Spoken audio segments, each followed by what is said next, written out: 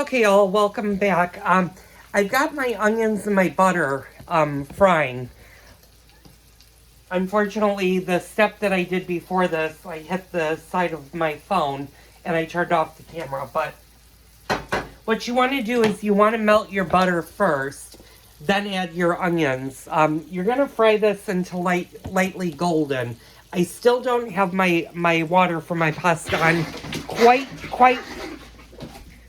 yet, but I'm getting closer. I'm going to check my recipe box for this because I don't make this all that often. I make it maybe a couple of times a year and that's it. It is actually one of my favorite things to eat, but my husband prefers my Italian cooking to do this. So I'm just going to consult my recipe catalog and oh, here it is. I just saw it.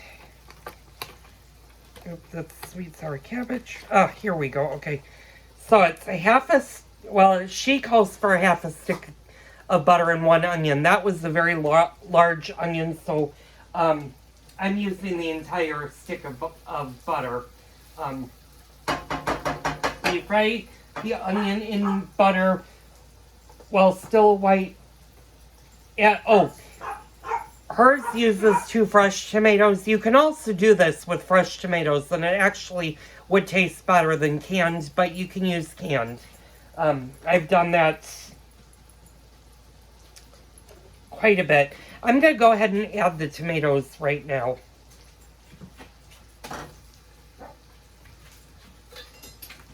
So I'm going to lift you guys up. Hopefully I don't knock my camera off. I'm going to tilt you guys down. Okay, that's the tomatoes in the middle. The onions are on the outside. And you're just gonna fry this.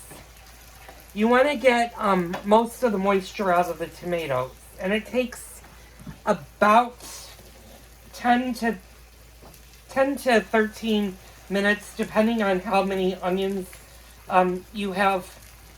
If you want more tomatoes, obviously you can open another can of tomatoes. I only have the one can, and I always try to keep at least a couple of cans of diced tomatoes on hand for different things. Canned vegetables usually will last quite a while. I've had canned tomatoes that have been a couple of years old that I've still used that are still good, but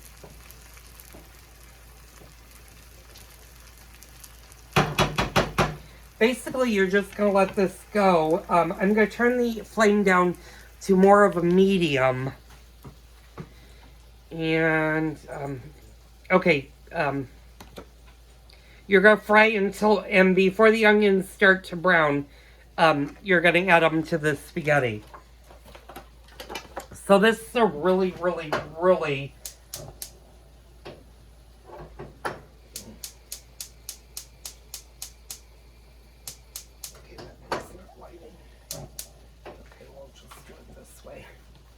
okay, so I'm going to move you guys over. Unfortunately, I've got to move this to another burner. So I'm actually going to move that over to there, and then I'm going to turn that heat up, and I'm going to turn this one down. There we go. So you just want to stir this basically maybe every minute or so. You don't want the onions to start to brown. They can brown a little bit. It's not going to harm this recipe.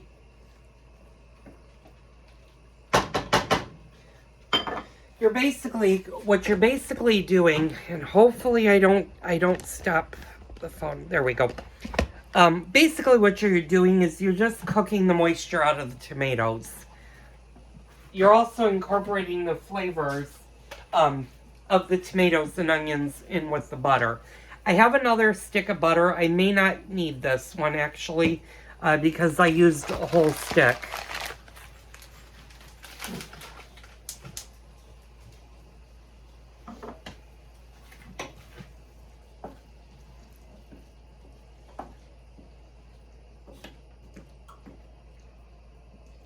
if your onions get a little bit brown, it's not the end of the world. You just don't want them to burn.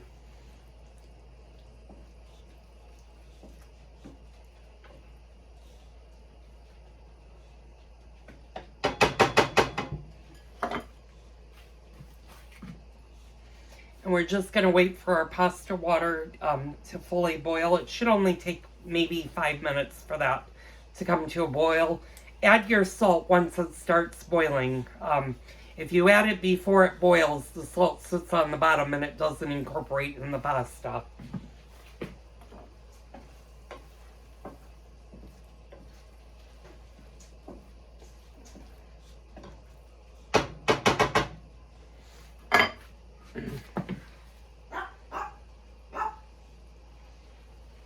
Now, if you're prone to, like me, to heartburn, sometimes the onions will trigger my heartburn. I'm on a really good heartburn pill, but keep in mind that if you have acid reflux, this may not be a great side dish to make. It is a really quick dish to make. It is filling. I've always had it as a side dish, but I've also eaten it cold. I love to eat it cold. It does freeze quite well. And it'll last in the freezer for up to 3 months. Although, I'll be honest, I've had it longer in the freezer, and it's still been as good.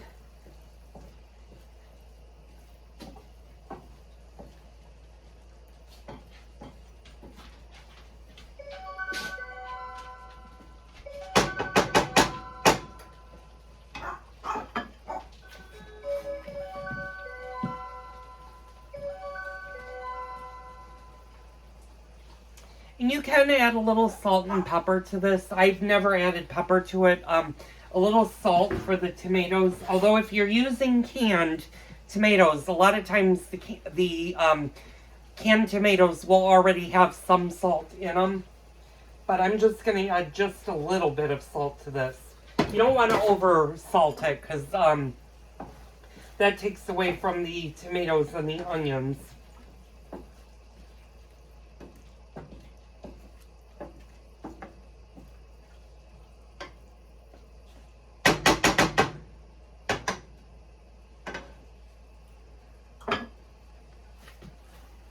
And it does make a really pretty color. I'm going to kind of tilt you down. It's what you kind of want it to look like. I'm not going to try to shake the pan because if I did, I'd have it all over the stove. And my husband worked really hard to clean our stove this morning. So I'm giving him a little bit of a break tonight.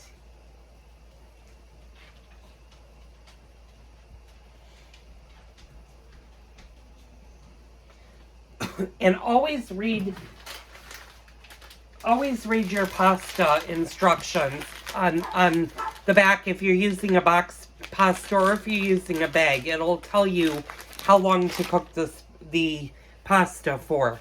Like I said, my grandmother always used spaghetti. I'm not a huge fan of the spaghetti noodle. I like a little bit thinner of a noodle. You can use you can use almost any noodle with this. I wouldn't use the fettuccine noodle though, because the fettuccine noodle is a little bit wider and has a tendency to be a lot chewier versus a spaghetti or the noodle that I'm using. And I'm, like I said, I'm using a cup. I'm using this noodle. Okay, you know this when it's starting to get done is when you don't have a lot of liquid left in the pan, and your tomatoes are starting to lose their moisture. This only has a couple more minutes to go, and I wish my pasta water would actually boil a little bit quicker. So I'm going to turn this down for a minute and hopefully get my pasta to boil. It's almost getting there. It's got the bubbles. It just needs to go into a boil. And it may be tempting at this stage when you see the bubbles like that to add your pasta. Don't. It needs to come to a rolling boil. If you add your pasta right now, wait for it to come to a rolling boil, you're going to have overcooked pasta.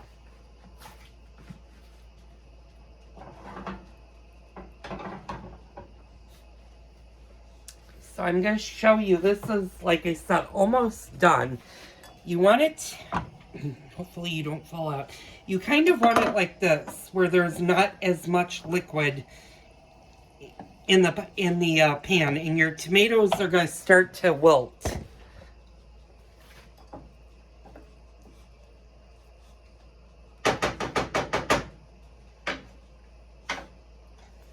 And if you did like me, where you started this a little bit earlier than the pasta, you can take it off of the heat and shut your heat off for a few minutes, and then just before the pasta is done, put it back on the flame for a couple of seconds, for 30 seconds to heat it, then add it to the pasta.